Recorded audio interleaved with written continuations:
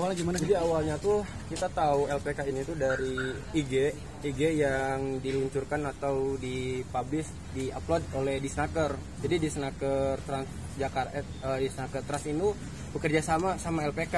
Jadi saya melihat ada informasi terkait pelatihan bahasa Jepang itu dari BLK kayak gitu Disnaker. Saya pun tertarik untuk bekerja di Jepang kayak gitu. Akhirnya saya ikut untuk belajar di BLK ini. BLK tuh awalnya gratis. Di LPK selama 1 bulan saya belajar di BLK gratis itu. Nah, setelah lulus dari sana, akhirnya ada tawaran juga nih untuk lanjut ke LPK dengan lanjutan bahasa. Kan awalnya dari BLK itu N5. Kemudian untuk lanjut ke LPK dan belajar langsung bahasa Jepang untuk naik tingkat menjadi N4 kayak gitu. Dan awal-awalnya dijanji kemudian adanya tempat berenang kayak gitu. Itu janjinya? Iya, kemudian juga ada tempat latihan fitnessnya juga kayak gitu. Kemudian saya pun tertarik lah, dan terlebih lagi LPK ini bekerja sama dengan BLK. Siapa sih yang nggak percaya dengan Disnaker kan? Otomatis saya masuklah ke LPK ini kayak gitu. Tapi setelah saya masuk ke dalam LPK ini, beberapa hal yang banyak yang saya tidak dapatkan. Contohnya mulai dari buku, saya tidak dapat sama sekali. Buku dari pembelajaran dari Minna Nihongo ataupun buku-buku lain yang menunjang pembelajaran saya sendiri. Bahkan saya harus membeli sendiri buku tersebut untuk membantu saya dalam pembelajaran. Seperti itu. Syaratnya katanya harus nyari ijazah asli sama BPKB motor juga. Iya, betul. Untuk ijazah itu tidak terlampir di di kesehatan notaris kayak gitu. LPK ini buat apa, magang atau kerja di Jepang seperti apa? Kalau LPK itu awalnya itu pemagangan di dalam brosurnya, tetapi setelah masuk ini maksudnya ke kerjaan atau kutegino sebutannya kayak. Namanya dadakan juga kebutuhannya itu. Akhirnya saya meminta tetapi hanya dikasih PDF itu. Tapi katanya harus bayar kalau mau tebus. Nah, itu tuh bayar tuh karena denda itu tadi. Berapa? 15 juta. 15 juta.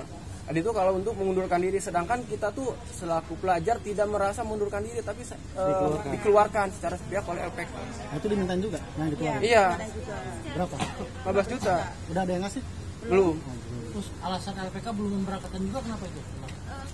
Kita harus lulus ujian dulu CFT sama SSW kan. Nah, waktu itu baru difasilitasi CLPT, itu pun kita biaya sendiri.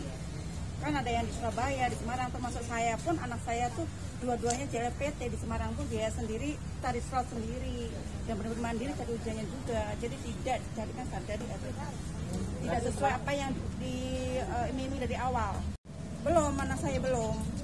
Kemarin pun SSW pun dikasih slotnya juga tidak bisa dipakai slotnya karena yang dipakai dikasihnya bukan file tapi foto screenshotan nomor booking tapi nggak bisa dipakai. Selain ijazah apa lagi BPKB motor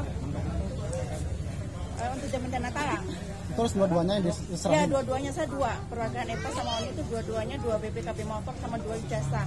Dan untuk saat ini saya nuntut ijazah kembali karena anak saya mau main setsu. Tapi kalau emang dipersulit berarti dia menghambat rezeki anak saya.